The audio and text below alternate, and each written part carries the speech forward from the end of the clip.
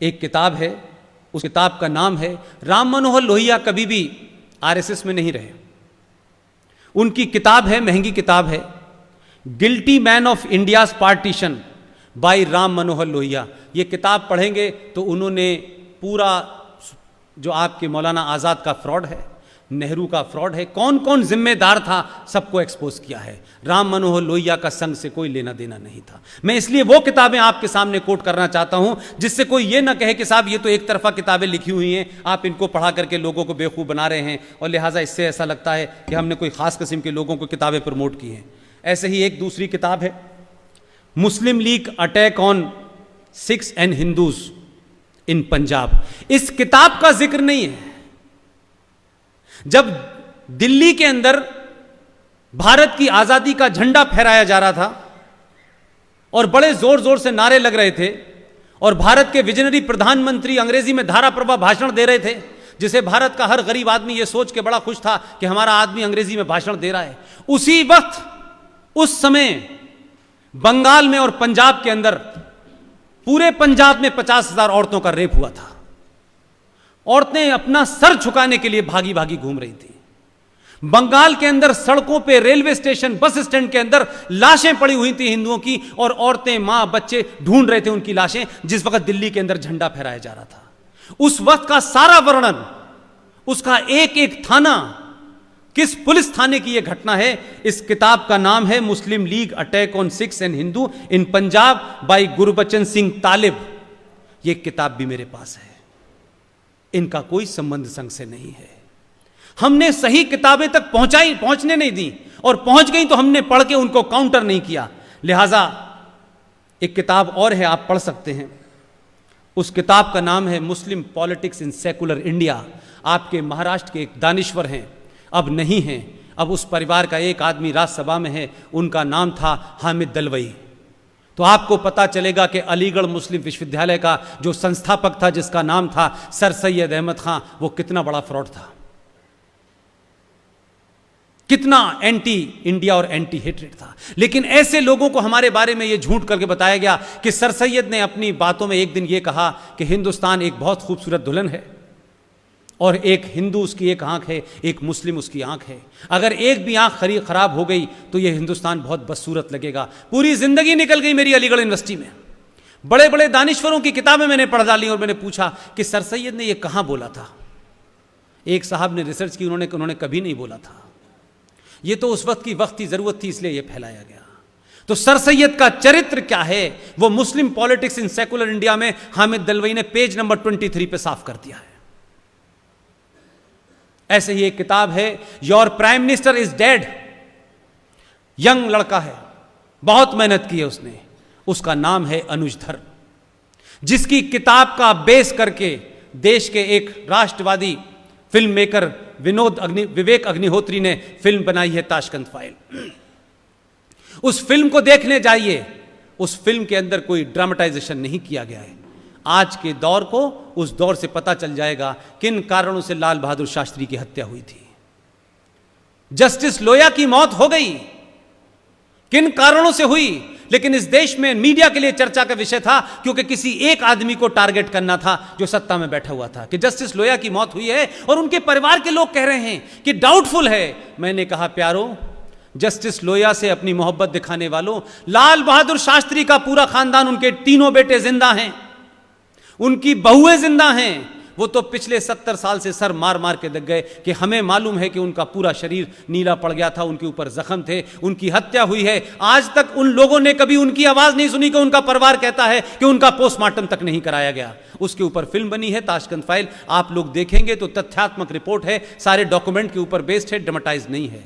ऐसी बहुत सारी किताबें हैं, उन्हें आप पढ़ेंगे। ऐसे ही एक अच्छी किताब है जिसमें अक्सर आप लोगों ने सुना होगा कि जवाहरलाल नेहरू साहब को बड़ी प्रॉब्लम थी डॉक्टर राजेंद्र प्रसाद से, और यह प्रॉब्लम इसलिए थी कि doctor Rajendra Prasad hardcore nationalist थे।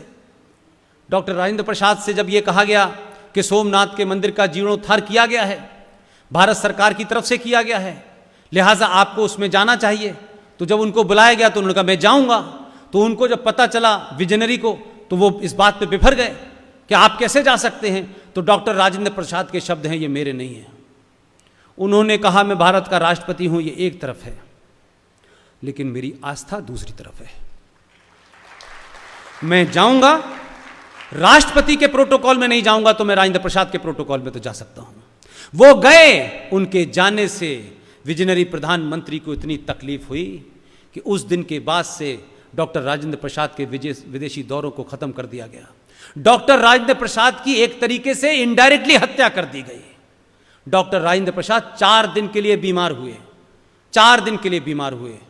उन्हीं विजनरी प्रधानमंत्री ने लाल बहादुर शास्त्री को बुला करके कहा कि मुझे लगता है कि वो अब बचेंगे नहीं, उनकी तबीयत खराब है, आप उनके लिए दिल्ली में उपयुक्त स्थान ढूंढने के कहा उनकी अंत्येष्टि होगी।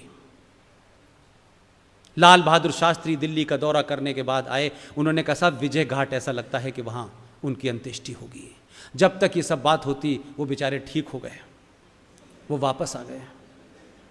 इस घटना के मर्म में जाइए।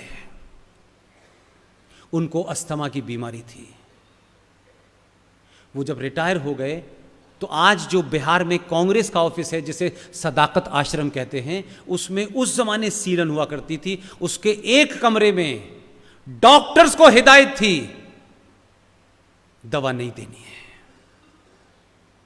इतनी नाराजगी, इतना ओछापन, और उसी दमे की बीमारी में उनकी मौत हो गई।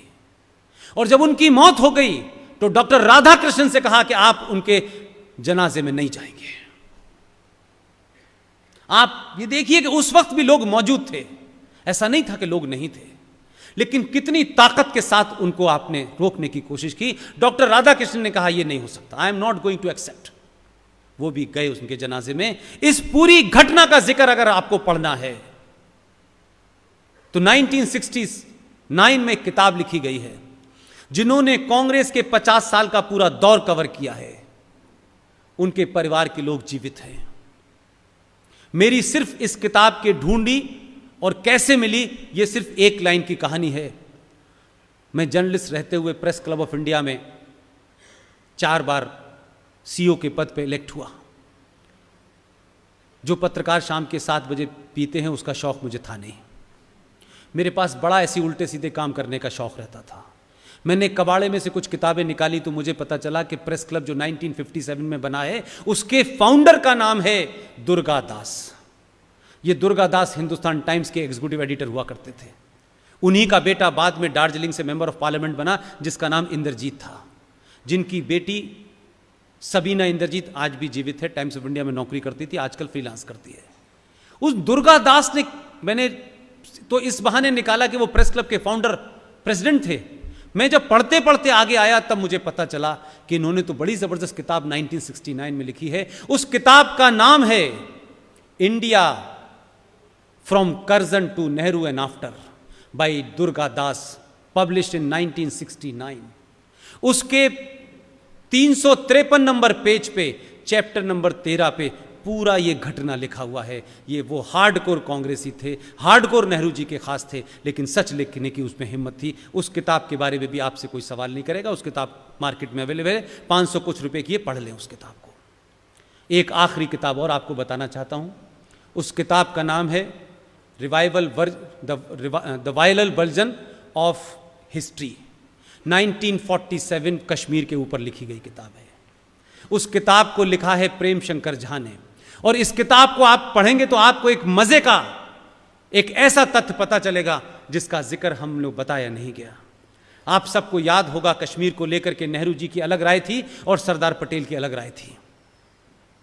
उसमें सैम मानेकशॉ का इंटरव्यू प्रेम शंकर झा ने लिया है, जीवित हैं, आज भी बड़े पत्रकार हैं, हार्डकोर एंटी बीजेपी आरएसएस हैं। ये उनका अधिकार है, वो किसी के खिलाफ रहें। इसलिए मैं कहता हूं कि किताब उन्होंने जो संदर्भ में लिखी है, किताब से ज्यादा वो इंटरव्यू महत्वपूर्ण है जिसका जिक्र उन्होंने किया है।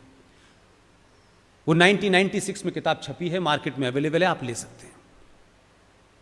उस किताब में यह बताया गया कि नेहरू जी अपनी फिलॉसफी में जिस वक्त कश्मीर के ऊपर भाषण दे रहे थे, उसी कमरे के अंदर लॉर्ड माउंटबेटन भी बैठे हुए थे, उसी कमरे में पटेल भी बैठे हुए थे, उसी में सैम मानेकशॉ भी बैठे हुए थे, और बहुत से ऐसे लोग थे जिन्हें ताली बजानी थी सिर्फ। और नेहरू जी लगातार कश्मीर को ये जस्टिफाई कहने की बात कर रहे थे कि कश्मीर कुछ में स्पेशल है, कश्मीर ऐसा है, कश्मीर वैसा है, हमें ये सोचना है, इतिहास का जिक्र देने लगे। और देते देते जब वो लगातार छत की तरफ देख रहे थे तो सरदार पटेल को बड़ी अनकंफर्टेबल फील कर रहे थे। ये उसमें वर्णन है पूरा।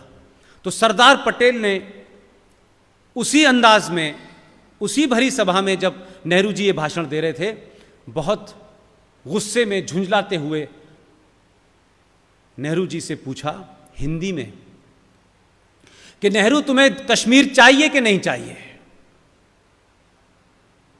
तो नेहरू जी ने अपने फिलॉसफिकल अंदाज में करते हुए उन्होंने कहा वाई नॉट। जब उन्होंने कहा वाई नॉट तो सरदार पटेल ने सैम मानेकशॉ के कान में कहा तुम्हें हुक्म मिल गया, जाओ। ये सैम मानेकशॉ ने पूरा वर्णन किया है। और बाद में सरदार पटेल के बारे में उन्होंने कहा कि मैंने सरदार से पूछा कि आपने हिंदी में क्यों पूछा। बोले अंग्रेजी में पूछता तो माउंटबेटन को पता चल जाता।